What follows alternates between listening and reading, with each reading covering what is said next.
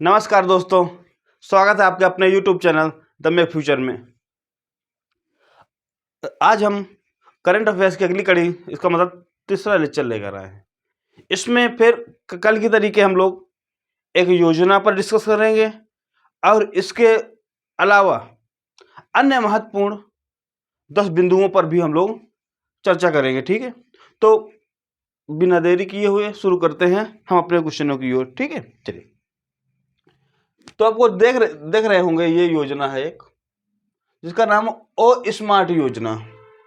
कौन सी योजना है? ओ स्मार्ट योजना। जितनी भी मैं आपको योजना बता रहा हूं, ये सभी मोस्ट इंपॉर्टेंट है, आप लोग भूलना नहीं है। ठीक है, जितना बता दिया जाए उतना कर लेना। जितने डायमेंशन से क्वेश्चन बनेगा, मैं उतने डायमेंशन मैं आपके लिए खोल दूंगा, तो परेशान नहीं होना कि क्वेश्चन से जो योजना है, योजना से क्वेश्चन कैसे आता है।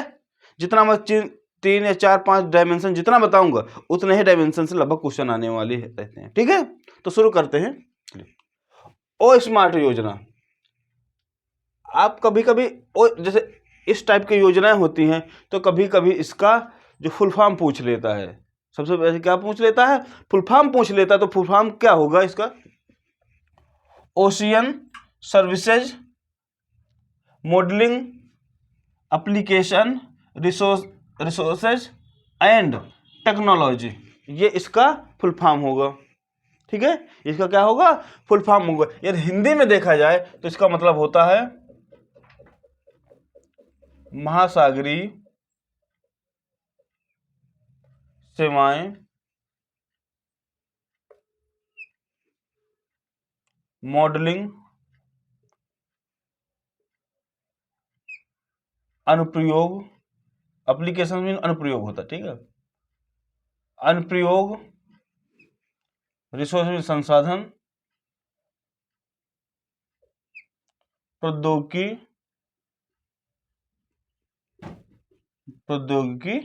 योजना। और स्मार्ट योजना का ये क्या है? ये फुल फॉर्म है इसका। ठीक है, चलिए। दरअसल ये क्यों चर्चा में, जब कोई योजना पुरानी होती, जब वो चर्चा में आ जाती, तो क्वेश्चन पूछने की संभावना बढ़ जाती। तो इस कारण से ये एग्जाम में ये योजना पूछे जाने की संभावना बढ़ गई। क्यों? ये योजना लॉन्च कब की गई थी? दरअसल बात ये है, ये योजना लॉन्च की गई थी 2018 में। कैसे जी इतनी पुरानी योजना आ सकती है? जरूर आएगी इस बार एग्जाम में। क्यों आएगी? क्योंकि ये योजना तो 2018 में लॉन्च की गई, लेकिन इसका कार्यकाल 5 वर्ष के लिए बढ़ा दिया गया है। कितने वर्ष के लिए? इसका कार्यकाल 5 वर्ष के लिए बढ़ा दिया गया है।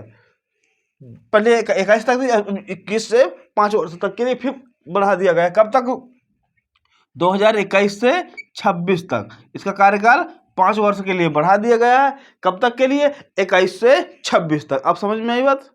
किसका मतलब 2025-26 तक के लिए ये क्वेश्चन क्या हो जाता है? इंपॉर्टेंट हो जाता है। ठीक है ना? तो ये क्वेश्चन आपसे, ये टाइम पीरियड क्या पूछ सकता है? ये योजना कब शुरू की गई? अगस्त 2018 में। टाइम पीरियड कितने वर्ष बढ़ा दिया गया? 5 साल बढ़ा दिया गया है। कब से कब बढ़ाया गया है? 2021 से 2026 तक के लिए। ठीक है, क्लियर एकदम। चलिए, अब आपसे क्वेश्चन पूछ सकता है, ये किस मंत्रालय के अंतर्गत, ये कौन सा मंत्रालय इसको जारी किया है? तो ये मंत्रालय है जैसा जो सरकार के जो आर्थिकी विभाग था, ठीक है ना, मंत्रिमंडलीय आर्थिकी विभाग था, उसके अंतर्गत जो मंत्रालय, जो मिनिस्ट्री है, वो आता है पृथ्वी विज्ञान मंत्रालय। जारी किसने किया है? पृथ्वी विज्ञान मंत्रालय।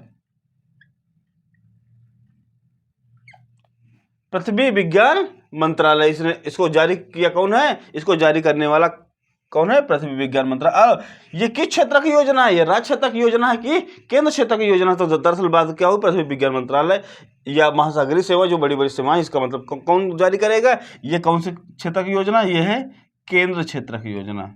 ये क्या हुआ? केंद्र सरकार, ये कह सकता है केंद्र सरकार की क्या है ये योजना, केंद्र सरकार की योजना। ठीक है, और इससे पूछ सकते हैं कि ऑब्जेक्टिव क्या है इसका? ऑब्जेक्टिव क्या है? ऑब्जेक्टिव मींस क्या होता है? उद्देश्य। इसका उद्देश्य क्या है? दरअसल जो इसका उद्देश्य है वो है जो दरअसल ब्लू इकोनॉमी को बढ़ावा देना। क्या है? Blue economy. इसका मतलब क्या? समुद्री संसाधनों को बढ़ावा देना। ठीक है, तो इसमें बहुत सारी चीजें आ जाएंगी। इसमें समुद्री अनुसंधान, मतलब जो ओशियन रिसर्च है, रिसर्च को आगे बढ़ाना और पूर्व चेतावनी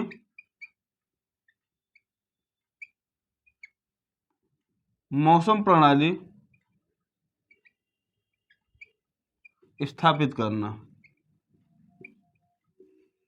इसका ऑब्जेक्टिव क्या है या इसका उद्देश्य क्या है कि जो समुद्री अनुसंधान या समुद्री जो रिसर्च है, ओशियन रिसर्च है या मरीन रिसर्च है, इसको आगे बढ़ाना और पूर्व चेतावनी और मौसम प्रणाली को क्या करना? स्थापित करना। इसका मेन ऑब्जेक्टिव क्या है? ये है समुद्री संसाधनों को आगे बढ़ाना, अनुसंधान को आगे बढ़ाना और जो मौसम की पूर्व चेतावनी प्रणाली है इसको विकसित करना। ये ओ स्मार्ट योजना का क्या है?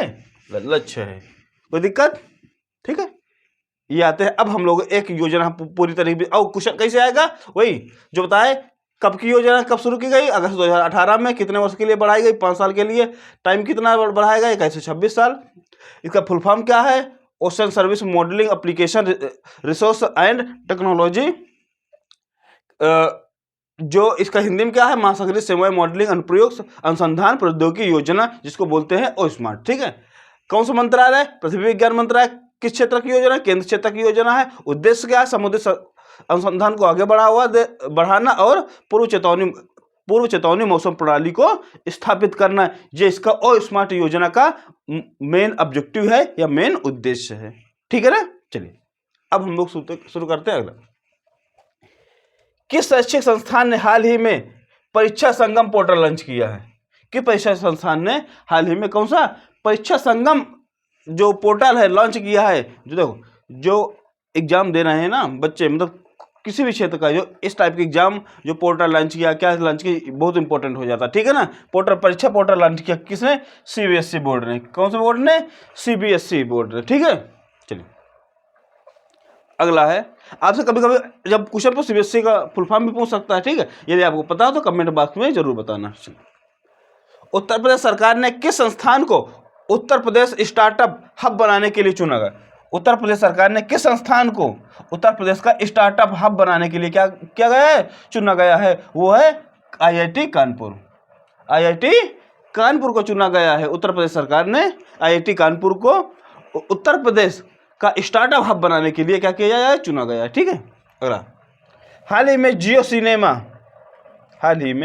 जियो सिनेमा ने किसे अपना ब्रांड एम्बेसडर बनाया है? किसे अपना ब्रांड एम्बेसडर बनाया है? कौन है? जिसको 360 डिग्री से नाम से जाना जाता है, जिनका नाम है सूर्य कुमार यादव। ठीक है, चलिए अगला, भारत का पहला इंपॉर्टेंट नहीं है, दरअसल क्या है? मोस्ट इंपॉर्टेंट है आपके लिए। ये मोस्ट इंपॉर्टेंट, भारत का पहला हर घर जल प्रमाणित राज्य किसे घोषित किया है? कि मतलब हर घर में जल पहुंचाने वाला राज्य कौन सा बन गया है? वो है गोवा, नंबर 1 पे है। ठीक है, गोवा पूरे भारत में। चलिए, हाल ही में राजस्थान और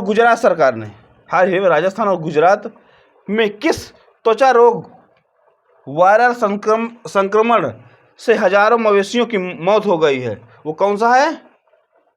लंपी त्वचा रोग। कौन सा है? लंपी त्वचा रोग है। आप सुनिए, जैसे लंपी रोग दे सकते, तो लंपी रोग कौन सा रोग है? किडनी रोग है, त्वचा रोग है, मस्तिष्क रोग है, ऐसे आपको दे सकता है ऑप्शन। ठीक है ना? तो कौन सा रोग है? यह है त्वचा रोग है या स्किन डिजीज है। ठीक है, चलिए अगला है, प्रधानमंत्री नरेंद्र मोदी द्वारा घोषित PM योजना। ये देखिए, एक योजना यहाँ पर भी छिप गई आपकी, PM श्री योजना। PM श्री योजना का संबंध किससे है? ऐसे पूछ सकता ना कि PM श्री योजना का संबंध किससे है? ये स्कूली शिक्षा से है। या उल्टा भी पूछ सकता है कि स्कूली शिक्षा का संबंध निम्नलिखित में से किन योजनाओं से है? तो कौन से है? PM श्री योजना। PM श्री योजना। ठीक है, चलिए अगला, हाल ही में प्रधानमंत्री ने किस सैन्य बल के नए ध्वज का अनावरण किया है? किस सैन्य बल के क्या है नए ध्वज का अनावरण किया है, वो है भारतीय नौसेना, जो इंडियन नेवी के ध्वज का अभी हाल ही में प्रधानमंत्री साहब ने अनावरण किया है। ठीक है, चलो अगला, हाल ही में किसे भारतीय पर्वतारोहण फाउंडेशन की पहली महिला अध्यक्ष नियुक्त किया गया है, वो है हर्षवंती बिष्ट को। किसको? हर्षवंती बिष्ट को नियुक्त किया गया है भारतीय पर्वतारोहण फाउंडेशन की महिला अध्यक्ष। ठीक हो, चलिए, प्रधानमंत्री मोदी ने नई दिल्ली पर स्थित ऐतिहासिक स्थल जिसका नाम पर राजपथ हुआ करता था, ठीक है, राजपथ का नाम परिवर्तित करके क्या रख दिया गया है? इसका नाम रख दिया गया है कर्तव्य पथ।